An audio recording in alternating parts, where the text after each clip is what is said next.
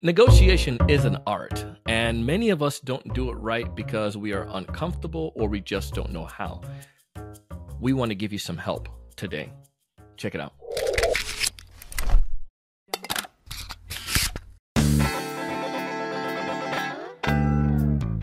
Hey, everyone. Welcome to another great episode of the Sales Evangelist Podcast. I'm your host, Donald C. Kelly, the Sales Evangelist. And I'm so excited for another great episode. I'm so excited to be here with you today. And on this episode today, we have an amazing guest. His name is Patrick Tinney. Patrick and I got connected on LinkedIn. He has several books, but specifically, he's really well known around his negotiation strategies and tactics and about how this can be very strategic. In this episode, we're going to talk to you about why we've come across challenges when it comes to negotiation and strategic planning and how we can better prepare ourselves to have better conversation. Our podcast is designed to do two things. One, to help you to 3 to 5x your sales pipeline with quality opportunities, and two, help you to close twice as many deals. On this episode, we're going to help you to improve your close rate. Check it out. Now, if you haven't done so already, please subscribe. Also, check out our sales mastermind. It's where sellers like you get a chance to come together to practice, to get insights, and get help with their pressing sales challenges. Find more information at thesalesevangelist.com/mastermind. Patrick, welcome to the show. Thank you, sir. Great to see you, Donald. You're looking fantastic today. Hey, I appreciate that. I'm looking forward to hearing your insights, especially specifically around this. When it comes to negotiation and strategic planning, I feel like it is a lost art. And clearly it is an art. And if you can do this well, you will never go hungry, to take a quote from the Lion King, right? So to speak. But before we dive in, yeah, Patrick, tell us a little bit more about what you do, man, and talk about your book for a sec. Well, actually, I have 4 books, but today, 4 sales books. But today, I guess we'll be focusing on Unlocking Yes, the revised edition. So between the first and second edition, over 50 reviews on Amazon worldwide. So really well received.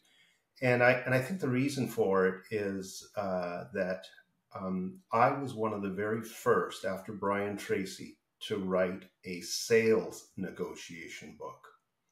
There's only a few of us in the market that have done it. And the reason is it's such a complex topic that if you don't have the chops, you just cannot speak with great clarity and I would say in a full-throated manner. So that's how I come at it. My lifetime deal book is just under $400 million and I retired at age 49. And I just, I looked at the marketplace and I said, all right, so where's the hole? And in Canada here, it was negotiation. But I had no idea how bad it was, just that it wasn't good. Why is it such a problem? You can talk specifically for Canada. So I think it's a universal problem. If you travel a lot and you go to the Far East, they live negotiation. Here in North America, we don't. We kind of, we think it's an icky topic in many cases. So there's a lot of people that just don't like the whole notion of sorting things out and signing name to paper. And is it contentious to some degree? Like, do we see it as contentious? I just think it's uncomfortable. People who do this professionally savor the opportunity. People who don't do it professionally they're always afraid that they're going to make a mistake. And to be honest with you, I don't know how you can live a full life without making a whole pile of mistakes. I mean, we were placed here to make mistakes, which is how we grow our intelligence, our business intelligence, our family intelligence, our EQ, IQ, etc. So it's this idea of being uncomfortable. So there's a gap there. Any other pitfalls, any other challenges you see when it comes to the idea of negotiation? What makes it such a challenge? I think that too many people overestimate their skill sets, and in important deals, they think they can just sit down and hammer something out. Well, the people that are really good at this, they don't hammer, they wait. It's like the people who have fought in the Far East will say about the people that they had to take on the battlefield. The people locals would say, "You got the watch, we got the time," and really great negotiators aren't rushed. As a matter of fact, they're rather slow unless they choose to rush you. because what they're trying to do is compress time so that you don't have all of your reasoning, all of the logic on why this is a good deal, unless you understand what a deal means. There's also people that just aren't comfortable with numbers. So I cost model up and cost model down. And I actually took this exercise into an accounting firm, one of the biggest in Canada. And I'm sitting there with their marketing manager at MBA. And I just said to him, do you think we see numbers all the same way? And he goes, well, I've never really thought about that. I said, well, I can prove to you that we don't. And he said, really? Whiteboard. So we got up on the whiteboard and I sketched it out for him. And you could just see the look on his face. It was like, oh my God, it never crossed my mind. So most of us think in gross, few think in net. Most don't like to deal with percentage points or decimal points. So if I said to you, on $100, what's a 13% increase? Well, it's $13, right? Not the but if I say not the dollar, the cents. Yeah, exactly. And so if I did that with you backwards on $300, how quickly could you come up with the net number? At 13%, it'll be a little harder, right? Yeah, and the thing is, you see, I taught myself over a period of time to think this way. I remember going in one time and I was going to buy a bike, and we got weird taxes up here in Canada. Like I think it was like 13, 15% or something like that. I walked in and looked at the bike, and it was like $289, and I said, out the door, it's this price. And the guy looked at me, he says, what are you, an accountant? I said, no. I said, I just visualize it. It's really fast. It's easy. You take 10% and you add whatever the next denominator is. And you come up with it quickly. And he just sat there. Oh, I said, no, nobody does that. I do this all day long. Nobody talks that way. So thinking about this and thinking about the average seller, we grew up in this era where we have a lot of tech and a lot of tools that help us out. Maybe we're in with this, we become uncomfortable talking about it, or we overestimate our capabilities. Strategic negotiation and strategic planning is a whole nother game. Let's say I want to become a better negotiator and a strategic planner. Let's talk about, now we know the issues. How can I do this? How do I make this happen? Maybe we could highlight maybe 2 or 3 things that we can do. Yeah, really, really quickly. And it's something I'm battling for right now. So I'm trying to get more people to think in SWOT, a SWOT analysis: strengths, weaknesses, opportunities, threats. Layer number 2 up is I'm trying to get more people to think in business cases. Because when you think about going into a professional buyer, they want a de-risked deal. They want a deal that's so easy for them to champion internally that they can go home and explain it to their family first before they take it and explain it to senior management. And I think that's key. I just really think it's key. And the last thing is that, and I kind of backed into it, but I remember sitting up here. So I'm up in northern Canada. I remember sitting up here one day in a cabin in a house on a beautiful lake, Diamond Lake. And I was sitting there in the morning. My wife wasn't up yet, and I thought, what are the 10 worst things anybody's ever done to me in a negotiation? And what happened was I sat down and I started to sketch them out. And then I thought, all right, so why were they bad? And then what I did was I put buyer risk and seller risk quintiles over top of it. And then I looked at time compression or time decompression. And then finally, I looked at strategy and navigation. And the thing is, and if you're able to put a label on it, so when people try and do silly things to you in negotiations, and I faced off against CEOs, I'm just really comfortable in this space. And they start to do things. I'll just say, do you know how this ends? Because let me explain the strategy that you're laying on the table. And after I do it once or twice, I've actually had CEOs look at me and go, this isn't good. This guy's just sitting here analyzing us. Like, what do we do? It's true. Yeah. Well, it's again, I want to go back to this whole the SWOT analysis idea. Some people may say like that theory or that model is outdated. Can you debunk that? Yes. Or can you go into that? Yeah. And no, I actually think it's one of the most elegant ways to describe the massive opportunity in front of you, which are your key leverage points, and the horrific storm that's coming up behind you called business implications. And when you can take your weaknesses and threats and say, all right, so my weakness is I'm the worst catcher on the baseball team. The threat is that somebody throws a ball at me.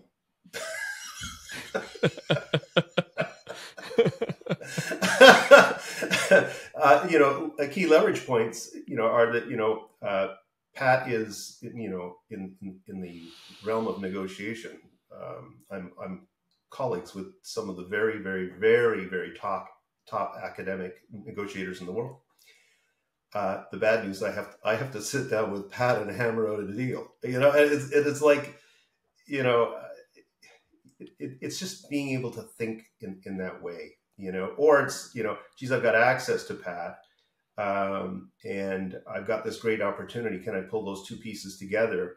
And would he sit and give me some thoughts about how this plays out?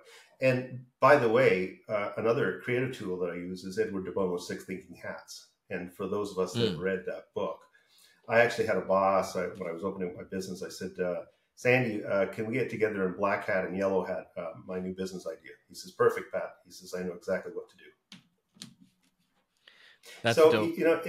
It's your creative thinking process. And then once you understand business cases, then what you're able to do, and the hardest deal you'll ever do in a corporation is sell something internally, because everybody will pick it apart. Number one, they're fearless. See, when you take an idea into a customer, they'll kind of go, I don't really know. And then you can just sort of slowly lay it out and say, here's what happens if you don't buy this deal. I'm going to have to take it to somebody else. And 6 months down the road, you're going to be sitting there saying, why didn't I take a little bit of extra time with Donald? Because this guy's brilliant, man. He showed up with the goods, and he explained it in very simple language. As a matter of fact, he said, Mr. Tinney, why don't you go home and share this with your wife? And if she can't understand it, then you must come back to me so that I can explain it to you again, so you can sell it within your company. And it becomes natural to you, because then you're using your language, not somebody else's. Yeah. I like the practice of the creative thinking, and I like how, going back through, like, again, to analyze it. If I'm doing that at the sub level, going through my negotiation, how does this help me become a better negotiator? Well, think about it this way. Would you go on stage without practicing for a presentation in front of 200 people? I'll practice. Yeah. So why would you step in front of somebody who's negotiating say $1 million deal for your company that's really important, and you just want to sit down and hammer out a deal? Who's got the advantage? You see, we go to sales school. Professional buyers go to negotiation school. Who do you think's got the advantage, right? And they switch gears like they're driving a Maserati, and you and I are driving a couple of Volkswagen Beetles. We're driving Beetles. We're not fast. Yeah, you gotta be a little bit more quicker with that. All right, so that can help me. So I'm improving on my skills there. I'm doing SWOT, doing these creative analysis. I'm prepping, bit or understanding. What else? What's the next step that I can do to become better at strategic planning, negotiation? Yeah, I think it's trying to. So I have a philosophy on negotiation. It's that you take away negative risk, you replace it with positive risk. You make sure that the relationship is solid and will not fall apart in the middle of the deal. And then finally, what does a great deal look like to everybody at the end? I call it a smart deal. And so if you take those 4 pieces and combine them, then you automatically start out with a philosophical platform that takes you to a place where you might go up murder board for a while. So that's sort of the business implication sides of a SWOT analysis. And you just sit there and try and anticipate everything that could go wrong with the deal. And in business, everything generally does go wrong at some point. It's just a matter of how. That's it. I mean, that's business, right? That's why they call it business, business. Hey, yeah, that's a business.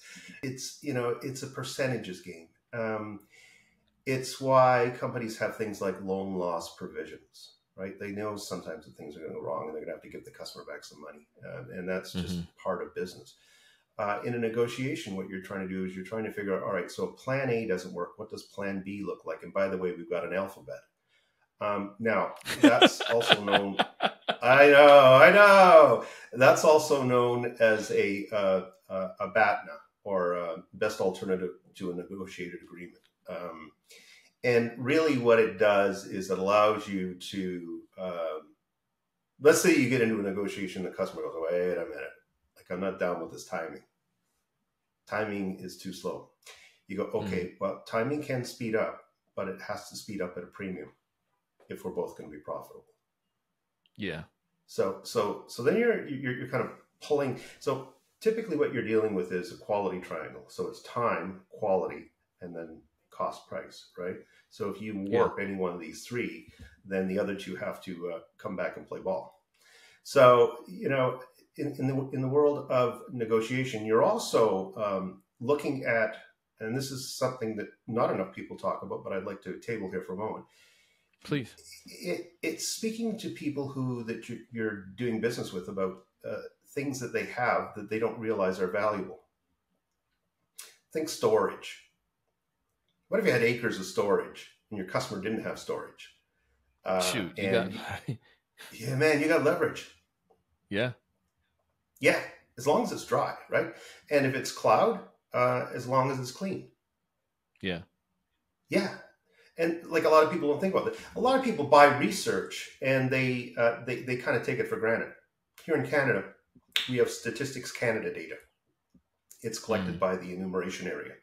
And they ask, you know, a couple of 200-300 questions of householders. And you must fill in this form, by the way. It's part of our legal system.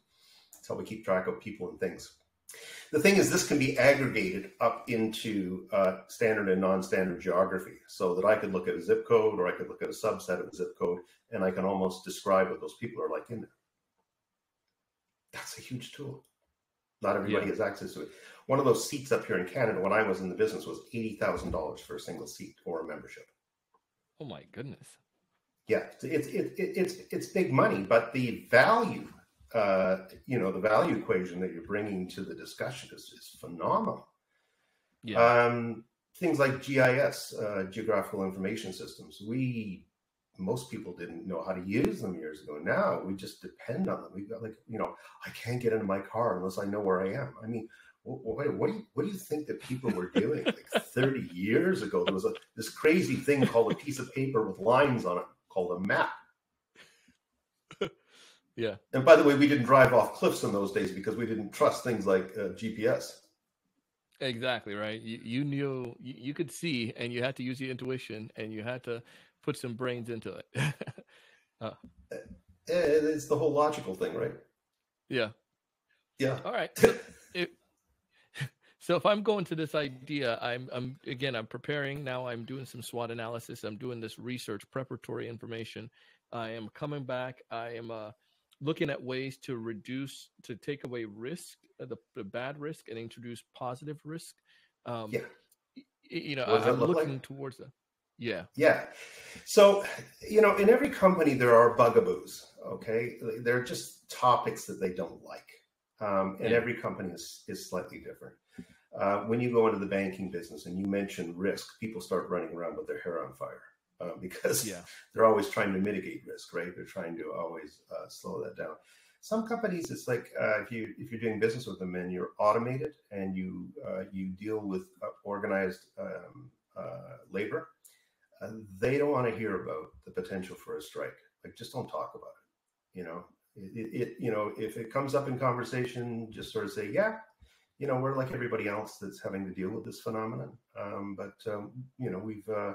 We've made plans, so we're good. Now, on the positive risk side, with me and my corporate clients, when I was running that territory, $35 million a year back in the 90s, it was about getting a larger piece of the pie in every negotiation. So what you wanted to do was create an incentive plan where you could capture more markets, a bigger piece of the pie in a market, more presence in the market, just become a closer partner, live the way they live, speak the way they speak. We're incidental as salespeople. I mean, the greatest compliment that you can pay your customer is to walk into their store and sound exactly like them. They love it. They love it. I speak fluent Walmart. I'm one of the few.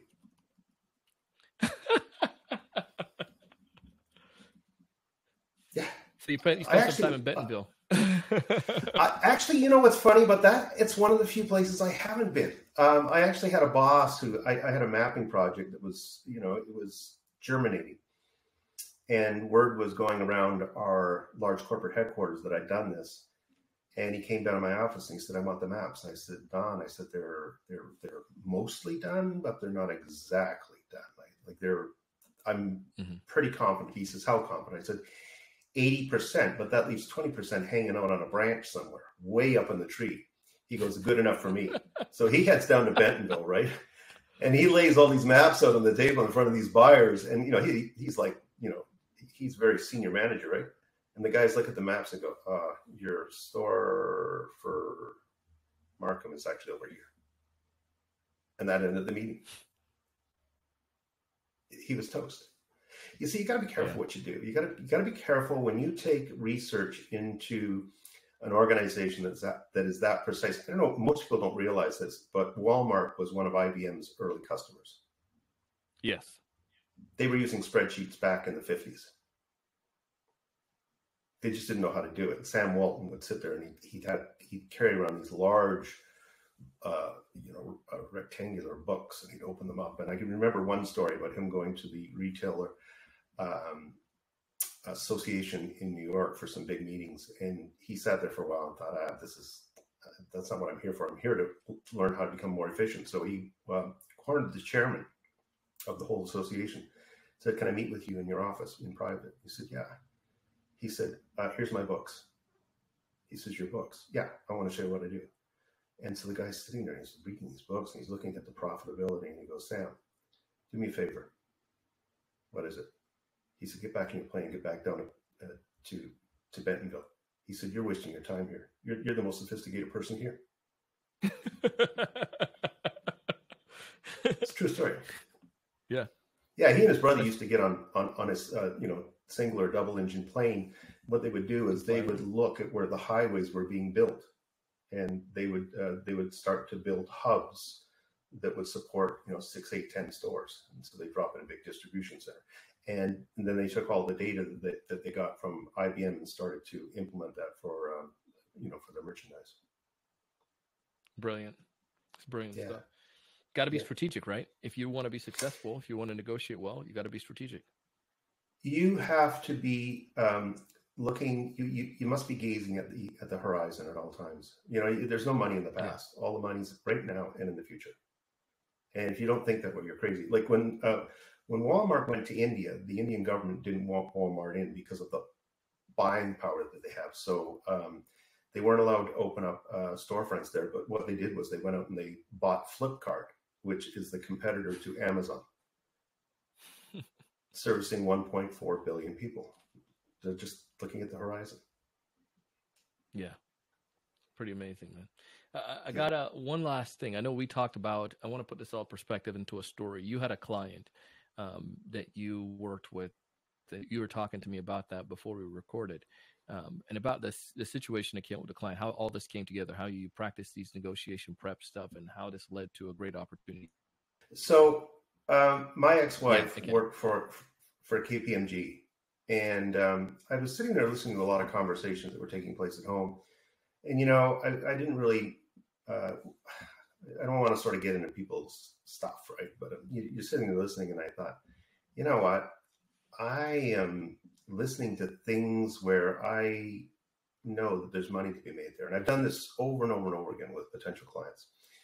So I couldn't sell to her. So I went to her senior management team and said, if you'll give me the events department, 10 people, 12 people for a half a day, and anybody else you want to add into that meeting at the King Edward Hotel, which is one of the nicest hotels in downtown Toronto, over the course of half a day, I'm pretty sure that I can deliver quite a remarkable change in how you negotiate. Long story short is they took all my systems, went back, and took my pricing models, went back, and adapted them to many more things than I ever dreamed of. And in the first year, in an accounting firm, only 10 people in that department, they saved $350,000. Incremental. Next year, on top of the $350,000, they did it again. Next year, on top of they did it again. And, so about $1 million then after 3 years. After 3 years, yeah. Yeah, in a little department. So, and this is an accounting firm, right? And it's not like the accounting people were taking their eyes off the ball. That's not the way it is. It's technique.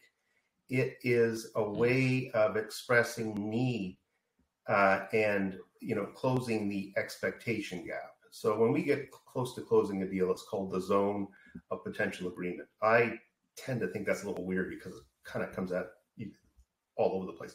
I tend to think about it as the bargaining continuum, where we're all on the same line, pulling back together to close deals and then sign them up. They're gone. Everybody's happy. Everybody's making a little bit of money. It's one of the things, when I start working with clients, most people don't want to talk about the money stuff. I just open up just saying, are you committed? Like, is the budget ready to be allocated and released? If the answer is no, then we don't have a conversation. What we have is really a flirtation. Yeah. I like that. I like that tactic and that strategy. I think it just makes sense. Because if they're not, then you're right. You're just flirting. But if there is something, if they do see the results, see the potential, if you do see the value in it, then obviously, I'm willing to make the investment. So the last thing is senior management committed to making the same change they want their people to make? Because if they're not, then the junior people always look up at the senior people and say, are they doing crummy deals? And if they are doing crummy deals, why am I being forced to do great deals? Why do they get off the hook? I see it all the time. I've been the guy in the room just aghast. Like, they look like drug deals. Just going, and some of them I couldn't talk about because they were with really, really, really senior people. So I had to just sit there and go, I wouldn't do it that way. I've actually walked away from clients on the basis that they bought business. That's how they grew their business. They would buy it and then slowly increase rates over the years. That's insanity.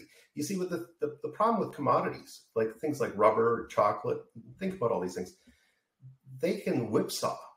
And, you can be left holding the bag on an order where you have to go in with hat in hand and say, I'm not making enough money. And they just look back at you and say, I'm sorry, take your hat somewhere else or take your business somewhere else. We got to do. Oh, love it. Yeah. Love it, man. If folks want to check out your book, Patrick, if they want to learn a little bit more about you and some of these tactical things that you have, how do they go about doing it? Well, first of all, search engines are lovely, and I'm plastered all over them. So Patrick Tinney into Google, and it's you get the circus pops up. I've done a ton of videos myself. My goal is to finish 1,000 videos, and then I'm going to open up an academy. Awesome.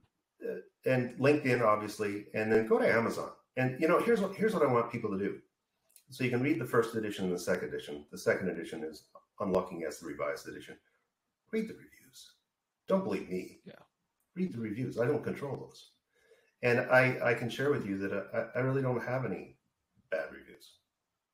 Like, there's one guy up there who says, you didn't tell me enough about cars. Well, you didn't read the whole book. This was obvious to me. By the way, it's important to have one unsatisfied reader. You might say, why? Yeah.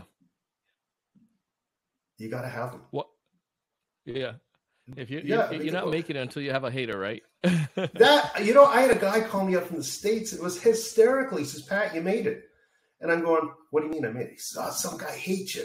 He says, you're there.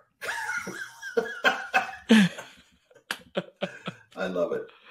Oh, man. Well, Patrick, we'll put some of these links back in the show notes today, man. Thank you so much for taking the time to come on the show. Thanks for helping us to be able to walk through this and to understand how we can be better negotiators. Appreciate you.